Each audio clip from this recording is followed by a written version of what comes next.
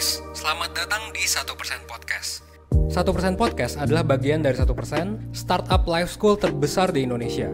Dalam podcast ini kita bakal ngebahas topik-topik seputar kesehatan mental, pengembangan diri, serta edukasi life skills dengan tamu yang handal di bidangnya.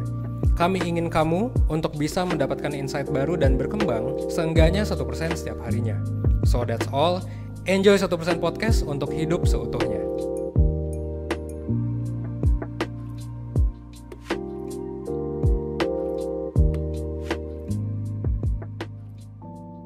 Halo Perseners, balik lagi di podcastnya 1%. Dan kebetulan hari ini tuh cukup keren nih, kita ngobrol-ngobrol ya sama partner 1% dari Kinderhute. Semoga aku menyebutkan gak salah. Tapi dengan Kinderhute, dan dari pihak Kinderhute-nya sendiri nih ada psikolog super keren, namanya Kak Zahra. Halo Kak Zahra. Halo Kak Yuni.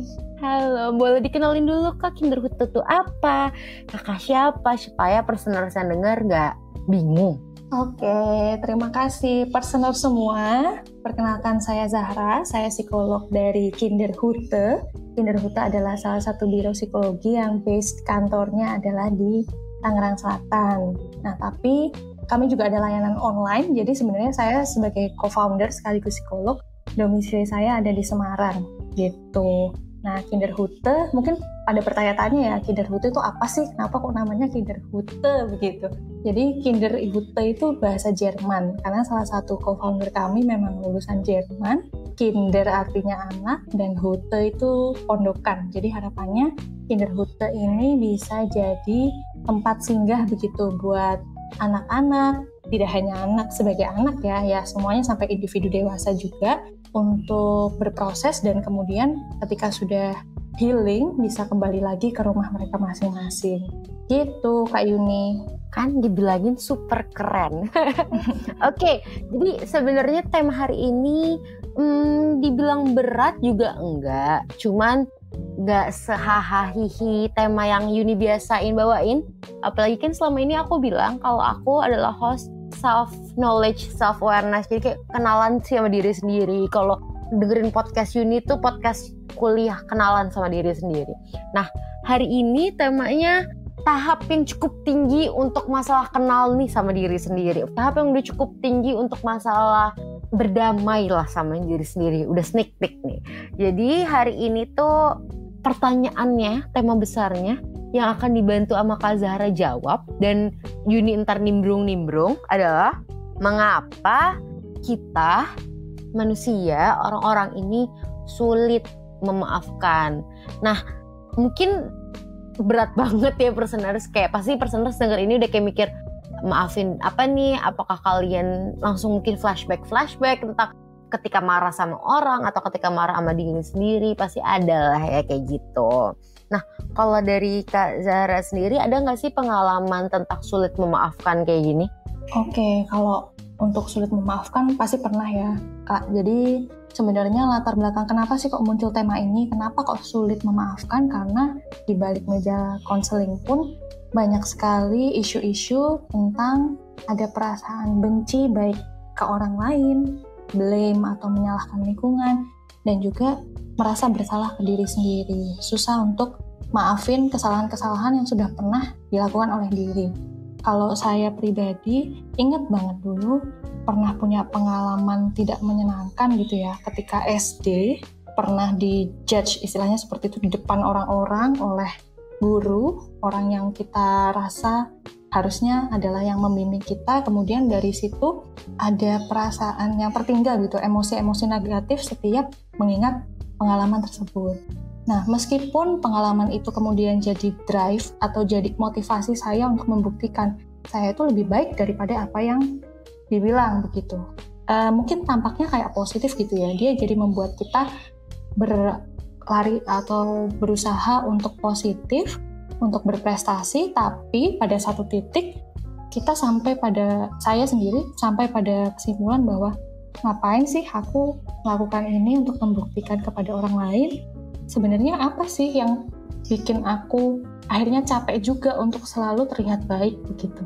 Ternyata karena saya belum berdamai dengan luka atau sakit hati ketika saat SD dulu.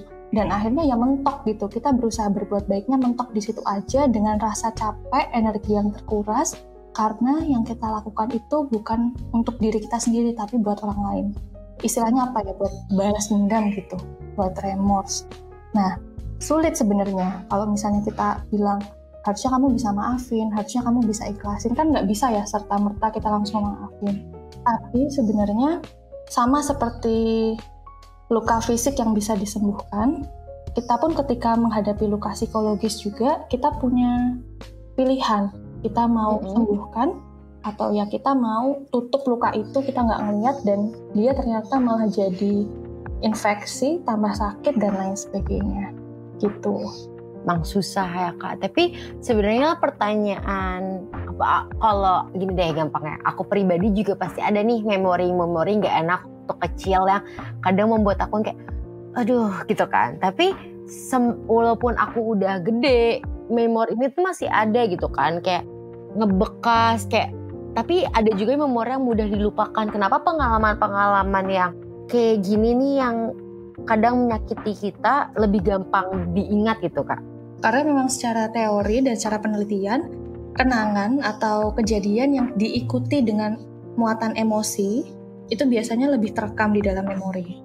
Jadi kenapa kita lebih mudah untuk mengingat hal-hal yang membahagiakan, yang banget gitu, sesuatu yang sangat-sangat membahagiakan dan sesuatu yang sangat-sangat menyakitkan, karena dia ditempeli oleh muatan emosi yang besar daripada hal-hal remeh-temeh seperti misalnya kalau kita berkendara tuh ya, berangkat kerja misalnya atau berangkat kuliah, kadang kan hal-hal yang kita lewati nggak begitu ingat gitu ya, tahu-tahu udah sampai ke tempat tujuan. Tapi kalau misalnya sembari berkendara itu terus ada kecelakaan atau apa, nah itu kan ada muatan emosinya, kita jadi inget gitu. Jadi karena muatan emosinya sangat kuat, pasti itu juga lebih terekam dan sulit untuk dilupakan. Oh gitu ya. Tapi kayak iya sih, aku juga pernah belajar teori kayak gitu juga. Terus tapi kan kalau aku sebatas teori ya, maksud aku kan belajarnya nggak sampai kalau untuk memaafkannya gimana-gimana, karena again background aku masih S1 psikologi doang.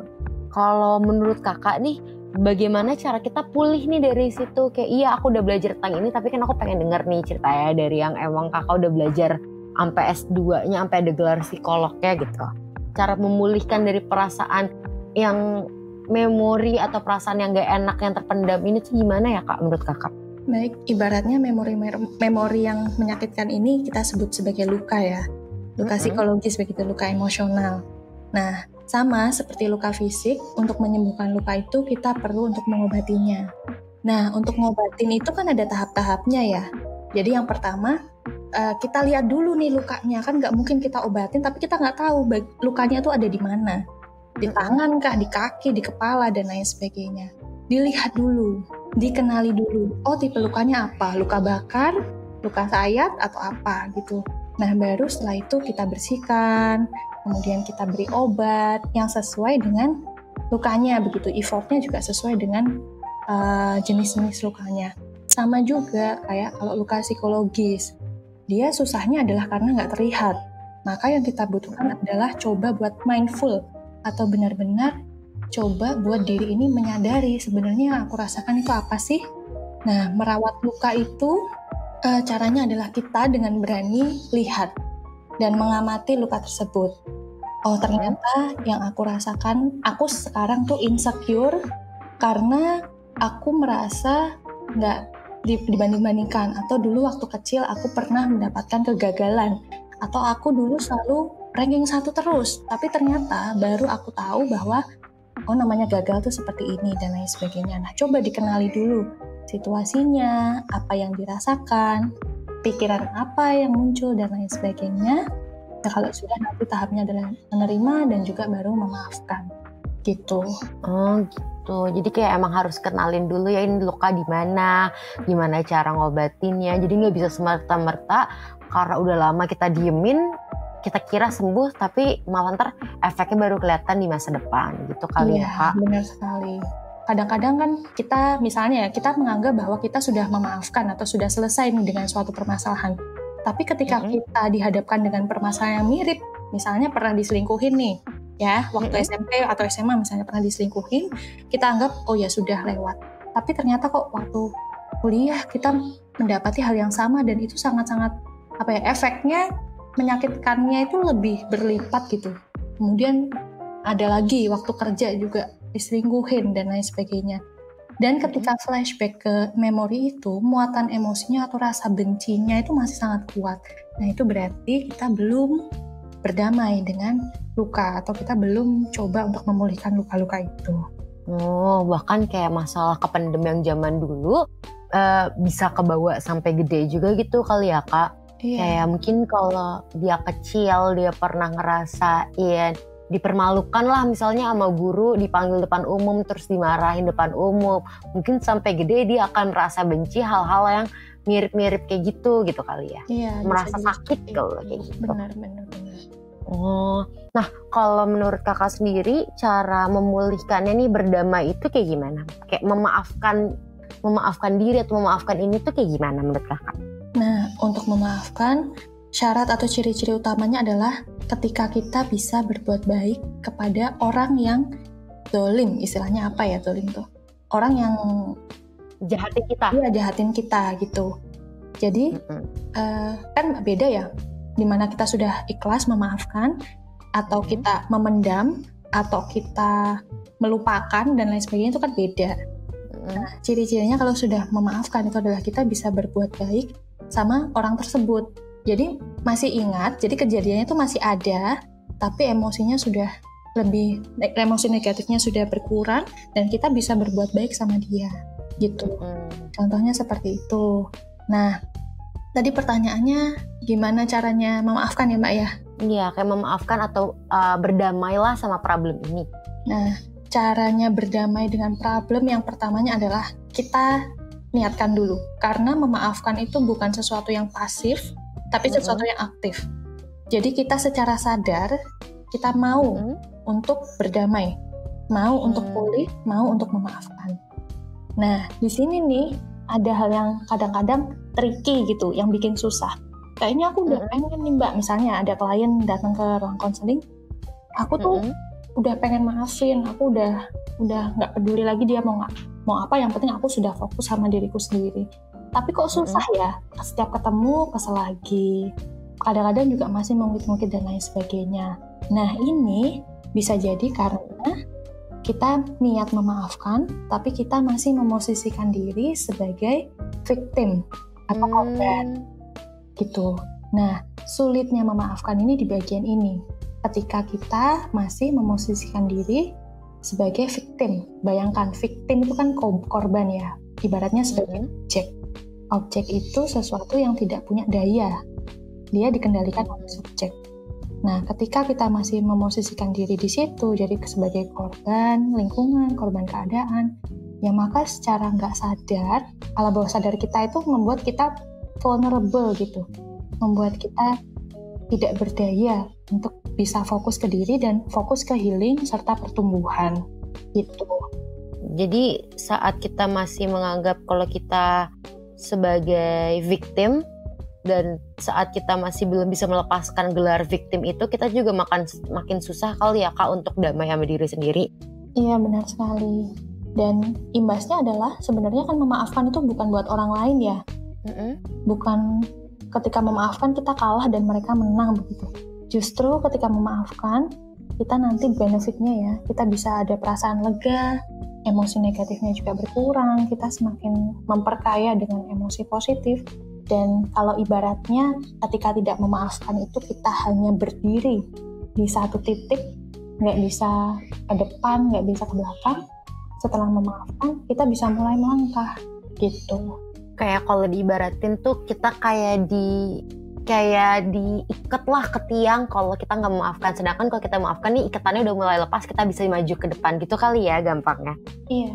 Oke. Nah kan sebenarnya kan kita tahu nih kalau kita maaf, kadang-kadang tuh kita udah tahu gitu loh Kak, kayak memaafkan tuh membuat kita lega, kalau kita bisa berdamai membuat kita lebih nyaman gitu. Tapi kenapa susah banget rasanya kayak untuk menuju ke sana? Baik, sulit karena kadang-kadang biasanya kita merasa terbiasa gitu dengan perasaan sedih itu, terbiasa dengan perasaan benci. Jadinya kita ngulang-ngulang terus nih kenangan itu. Kita ngungkit-ngungkit terus ya, entah diceritakan, entah dalam diri ya, di batin sendiri, dipelihara emosi negatifnya tadi, sehingga tambah semakin energinya semakin besar, semakin sulit. Dan ini juga tambahan, jadi ketika kita berada pada tahap belum memaafkan, itu tanpa sadar kita punya ilusi bahwa kekuatan ada di orang yang melakukan kejahatan itu. Dan kita merasa bahwa yang bertanggung jawab mereka. Mereka pula yang bertanggung jawab untuk mengembalikan kita ke kondisi yang lebih baik atau sebelum itu. Nah ini aku tahu nih, ada teorinya. Padahal kita harusnya fokus ke apa yang bisa kita ubah dan apa yang kita bisa kuasain, apa yang bisa kita kontrol. Itu ACT terapi apa-apa gitu, ngomongin soal ini. Kalau buat personers yang pengen cari tahu, pengen baca, mungkin bisa. Kayak kalian tuh, kalau bener sih katanya Kak Zahra, kadang kenapa kita nggak maafkan, karena kita merasa mereka yang bertanggung jawab untuk minta maaf ke kita, atau mereka yang bertanggung jawab untuk melakukan sesuatu hal supaya kita lebih damai. Tapi kan kita nggak bisa ngekontrol orang lain ya Kak ya. Kita cuma bisa kontrol diri sendiri dan perilaku kita terhadap diri sendiri, dan perilaku kita terhadap lingkungan kita. Nah, tapi itu mulainya susah banget gitu Kak. Iya, pasti susah. Jadi kadang-kadang ya kalau saya bilang ke klien-klien, sulit memang, tapi itu bukan berarti tidak bisa. Nah kadang-kadang kita pengennya yang namanya maafin atau kita pulih atau bertumbuh, pengennya itu langsung cepat gitu kan, kayak obat misalnya. Sakit panas terus dikasih obat demam gitu 2 hari langsung sembuh. Nah padahal coba bayangkan berapa lama kita memendam luka perasaan itu, kita punya luka itu berapa lama. Maka dari itu ketika mau pulih pun, mau memaafkan ya nggak cuma sekedar simsalabim atau kayak masuk bengkel gitu, masuk posisinya rusak, keluar udah bener. Enggak, kita perlu apresiasi sekecil apapun progres yang ada di diri. Misalnya tadinya sulit untuk kita lihat lukanya, sulit untuk nginget-nginget. Tapi ketika kita mengambil satu langkah, coba deh aku lihat lagi kejadian itu. Saat itu situasinya bagaimana, ada siapa saja, apa yang aku rasakan. Sekedar itu saja, itu bukan sekedar ding, itu adalah proses yang berat. Tapi itu adalah salah satu langkah. Dan itu perlu diapresiasi. Kadang kita tuh too hard on ourselves gitu. Kita terlalu keras sama diri sendiri. Padahal sebenarnya langkah kecil ataupun langkah besar itu tetaplah sebuah langkah gitu. Kita tuh nggak mundur. Betul. Ini motonya 1%. Berkembang seenggaknya 1% setiap harinya. Nggak usah gede, nggak usah langsung kalian mikir 5%, 10%. Proses memaafkan diri juga mungkin mulai dari 1%, mulai dari langkah kecil. Tapi kalian tetap harus bangga sama diri kalian kalau kalian sudah mulai masuk ke proses pemulihan. Gitu. Nah, aku mau promosi dikit di sini karena apa, konten 1% kalau nggak ada promosinya kan, apalagi kontennya Yuni kalau nggak ada promosi. Kalau kalian merasa susah dan butuh curhat dan butuh ngobrol sama orang-orang, nah 1% tuh punya konseling sama mentor dan sama psikolog. Kalau sama mentor tuh mungkin lebih problem sehari-hari, sama lulusan S1 psikologi yang emang diajarin cara jadi teman curhat yang baik. Istilahnya kalau sama konseling sama psikolog, itu sama psikolog mitra 1% yang emang lebih ke hal-hal yang mengganggu kesehatan mental kalian yang sudah dianggap berbahaya gitu. Jadi kalau kalian penasaran, klik aja link yang ada di description box atau kunjungin 1%.net. Yuk lanjut lagi Kak. Nah tadi kan kita udah ngomong betapa susahnya mulai memaafkan dan lain-lain. Kalau untuk ngomongin susah-susahan nih Kak, menurut Kakak lebih susah maafin orang lain dulu atau maafin diri sendiri dulu? Sama-sama susah, tapi bisa jadi lebih sulit untuk memaafkan diri sendiri. Karena ekspektasi kita terhadap diri itu biasanya sangat-sangat besar begitu. Dan kadang kita pun untuk mengenali ke dalam diri aja juga susah gitu dibandingkan dengan kita melihat hal di luar kita. Jadi kita kenal diri sendiri aja susah, apalagi untuk memaafkan diri sendiri. Makanya mungkin lebih susah, tapi dua-duanya susah. Nah, kalau untuk maafin diri sendiri, mulainya kira-kira dari mana, Kak? Sama prosesnya seperti yang tadi. Kalau saya biasanya bikin rumus atau tahapannya adalah pertama, coba kenali diri, sadari diri dulu. Kenali diri, kalian bisa kenali diri itu caranya ada banyak. Bisa dengan coba amati aja ketika kita mendapatkan situasi tertentu, respon kita apa. Mungkin juga bisa list kelebihan dan kekurangan, apa sih yang dimau diri, apa yang saat ini terjadi pada diri. Dengan itu dulu. Nah, nanti kita bisa identifikasi nih, apa ya yang masih mengganjal. Oh, ternyata aku tuh orangnya overthinking. Oh, ternyata aku orangnya suka insecure, minder, dan lain sebagainya. Nah, mulai dari kenali dulu, ada di mana nih lukanya? Ada di mana nih yang masih perlu di healing? Nah, baru setelah bisa kenali diri, diterima semua perasaan-perasaan tersebut. Karena semakin kita tolak, kayak misalnya, udah aku nggak mau inget deh, udah aku pendem aja, udah aku pura-pura nggak tahu, udah aku fokus ke yang lain aja. Dia tetap ada di sana loh. Dia itu bagian dari dirimu, bagian dari pengalamanmu, bagian dari emosimu. Maka dari itu semakin kita press, ya tadi kembali, misalnya ibaratnya luka deh. Dia ada di sana, tapi kita tutupin aja nih. Jangan-jangan nanti luka itu bisa infeksi, malah tambah bikin sakit dan lain sebagainya. Jadi diterima, oke, aku merasakan ini, aku punya pengalaman ini dan lain sebagainya. Baru setelah itu proses memaafkan ini sebenarnya proses hijrah atau kita berpindah dari satu kondisi emosi negatif ke emosi yang lebih positif. Berarti aku ringkas ya. Pertama harus kenalan dulu sama diri sendiri, apa yang kita butuhkan, apa yang perlu dimaafkan, apa yang perlu kita berdamai. Terus terima kalau kita emang punya masalah, terima kalau kita emang sedang merasakan ini. Terus baru kita bisa jalan ke proses pemulihannya. Jadi tahapnya tuh cuma 3 sebenarnya personers, tapi berat. And it takes time, but it's okay gitu. It's okay, gak apa-apa. Berkembang tuh butuh waktu, memaafkan juga butuh waktu, mengenali seseorang dan mengenali diri sendiri juga butuh waktu. Jadi apa yang kalian butuhkan? Waktu. Asal kalian punya waktu dan punya keinginan untuk berkembang dan lain-lain, kalian bisa melakukannya. Kayak ibaratnya seperti ini. Misalnya kita mau PDKT nih, mau PDKT sama orang. Kalau kita nggak mau, ya kan, kita nggak mau dan kita tidak, mau effort, ya nggak akan jadi gitu. Tapi kita juga butuh proses, ya kan, untuk PDKT itu nggak bisa langsung oke gitu kan, tetap butuh proses. Nah, sama juga proses dengan diri kita tuh juga sama. Butuh kemauan, butuh kesiapan, dan itu pasti ada waktunya. Dan itu nggak apa-apa, itu sangat-sangat manusiawi. Jadi kayak it takes time. Ikutin aja proses ya. Proses tuh pasti lama, pasti butuh waktu. Nggak ada tuh yang namanya instant proses. Kalau instan biasanya nggak tahan lama. Nah, kan dari tadi kita udah ngomongin proses segala macam. Gimana kita caranya tahu kalau kita udah berdamai ini, Kak? Kita udah memaafkan. Cara ngeceknya adalah kalau kita ketemu sama pelaku atau orang yang jahat sama kita atau berada di situasi yang mirip, coba lihat alarm emosi di dalam diri. Masih kerasa sebel nggak?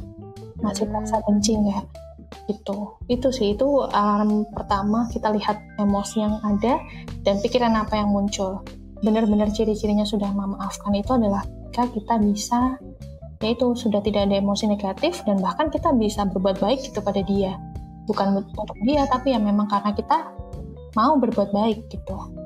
Jadi bukan kita udah nggak ada perasaan sakit hatinya lagi atau sedihnya lagi ketika dengan situasi yang sama, dan malah kita bisa melakukan sesuatu di dalam situasi itu atau kepada orang yang jahat kepada kita awalnya. Itu ya, Kak ya? Iya. Nah, sekarang personers tanya, kalau kalian udah bisa melakukan itu berarti kalian sudah berdamai. Kalau kalian belum, mungkin kalian masih di dalam proses, tapi it's okay. Proses takes time dan itu worth it kok kalau kalian sudah bisa berdamai. Rasanya tuh lega ya, Kak? Iya, pasti lega banget dan bisa benar-benar punya kendali gitu atas diri. untuk menatap masa depan, untuk melangkah dan lain sebagainya bisa lebih ringan. Tuh. Jadi gak apa-apa, it takes time. Kalau kalian merasa itu susah, emang susah. Gak ada yang namanya berkembang, gak ada yang namanya melakukan sesuatu menuju hal baik gampang. Karena kalau gampang, semua orang di dunia ini jadi orang baik. Semua orang di dunia ini sehat, semua orang di dunia ini bisa memaafkan dengan mudah gitu kan. Tapi enggak, it takes time, it takes effort, tapi worth it. Maju, yuk bisa yuk. Nah, kalau apa aja sih Kak yang perlu dilakukan? Kita udah dibahas dikit kali ya, tapi persiapan mental, persiapan fisik apa aja sih yang perlu dilakukan menurut Kakak untuk menuju nih memaafkan seorang atau berdamai gitu? Persiapan dan modalnya ada 2, mau dan siap. Jadi secara sadar kita niatkan untuk oke, aku ingin berdamai dengan perasaan ini. Aku ingin menemukan luka. Aku ingin memaafkan. Itu kemauan. Jadi dari kemauannya sendiri tuh udah ada gitu ya? Ya, bagian kedua adalah siap. Nah, kesiapan ini maksudnya adalah kita siap untuk menjalani prosesnya yang tidak happy-happy aja, tapi karena yang namanya kita melihat luka ya, pasti ada rasa sakit, ada rasa berat, dan lain sebagainya. Tapi kalau misalnya kita siap dan kita tahu di awal, oke, nanti perjalanan ke depan ini nggak mulus loh. Tapi aku punya kaki, aku punya kemauan, aku punya segala macam potensiku misalnya. Tadi sudah dari mengenal diri, sudah tahu kira-kira potensi-potensi atau kebaikan-kebaikan apa saja yang kita punya yang bisa jadi bekal buat perjalanan menuju pemulihan dan pemaafan ini. Oke. Jadi itu 2 persentase yang perlu diperhatiin. Yang pertama ada kemauan, yang kedua udah siap untuk menjalani proses-proses ini. Sekarang kalian udah punya belum kedua hal ini untuk maju? Kalau belum, coba dicari dulu, coba tanya dulu sama diri sendiri kenapa gue belum siap gitu. Siapa tahu kalau kalian nanya-nanya kayak gitu, itu udah step awal untuk maju. Ya, bener nggak Kak? Bener sekali. Oke, di tadi sebenarnya kita udah ngebahas sih, cuman di list pertanyaan yang aku punya dan list pembicaraan yang aku punya adalah ada nggak Kak pesan-pesan buat orang yang sekarang masih dalam proses nih untuk memaafkan? Nah, ketika teman-teman sudah berada pada proses untuk memaafkan, jangan lupa apresiasi diri sendiri, jangan lupa berbuat baik pada diri dengan kita memosisikan diri sebagai diri yang berdaya. Ketika tadi di awal saya sudah sebutkan bahwa hal yang sulit dalam memaafkan adalah kadang-kadang kita masih memosisikan diri sebagai korban begitu, sebagai objek yang tidak punya kuasa. Padahal kita sebagai manusia diberikan kebebasan untuk memilih loh, memilih untuk sembuh atau memilih untuk healing atau memilih untuk tetap punya sakit hati atau ingin balas dendam dan lain sebagainya. Kita, manusia itu punya kuasa atas perilaku kita. Kita bisa memilih, ibaratnya ya, kalau misalnya ada kata-kata yang bisa menjadi pisau gitu ya, kata-kata yang bisa menyakiti kita, kita juga bisa memilih untuk mendengarkan kata-kata yang bisa menyembuhkan hati kita, gitu. Jadi kita selalu punya pilihan. Dan ingat bahwa kita manusia adalah orang yang berdaya. Kita jadi subjek atau kita jadi manusia yang bisa sepenuhnya kontrol atas diri kita sendiri.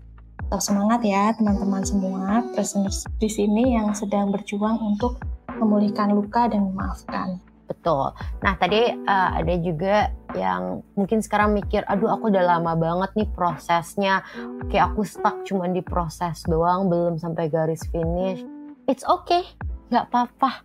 Proses tuh lama dan tiap orang beda-beda, bener gak Kak? Iya, jadi jangan balapan sama orang lain, karena ya kita masing-masing cuma bisa balapan untuk jadi lebih baik dari kita yang kemarin, bukan buat balapan sama orang lain. Betul. Iya, di dunia ini pasti ada waktu-waktunya lah ya, maksudnya yang kayak kamu ngeliat orang gila, dia ngalamin hal yang sama gue, tapi dia sekarang udah bisa damai. Tapi kan kamu nggak tahu di dalam hatinya dia udah beneran damai apa belum. Kamu nggak tahu otaknya dia kayak gimana, perasaan dia kayak gimana gitu kan.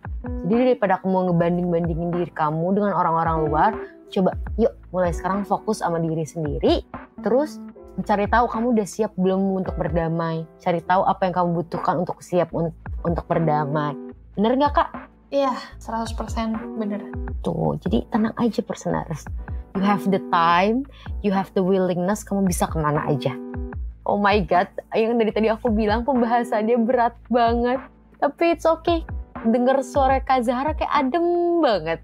Kayak aku punya feeling nih Personers sambil dengerin, sambil senyum-senyum, sambil tidur gitu ya. Adem kayak didongengin. Semoga nggak ngantuk ya malahan ya. Ya nggak apa-apa, ilmunya tetap harus nyampe. Walaupun kalian dengernya sambil santai-santai. Gitu.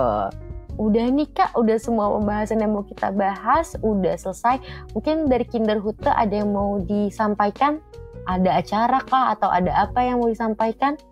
Teman-teman, kalau mau tahu informasi lebih lengkap tentang Kinderhood, kita juga selain menjadi biro psikologi juga aktif di Instagram buat sharing-sharing edukasi buat kalian semua di sini. Bisa add atau follow Instagram di @kinderhood double T @kinderhood atau buka websitenya di www.kinderhood.com.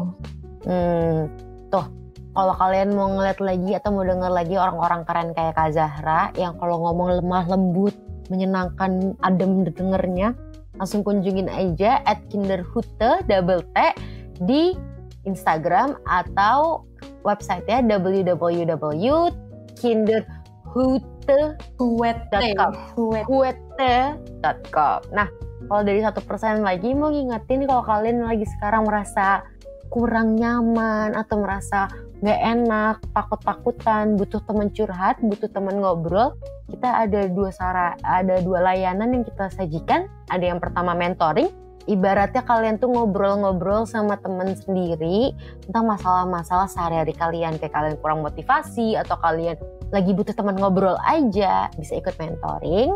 Atau kalau kalian merasa problem kalian sudah mulai bahaya nih buat kesehatan kalian, buat orang-orang sekitar kalian bisa ikut konseling.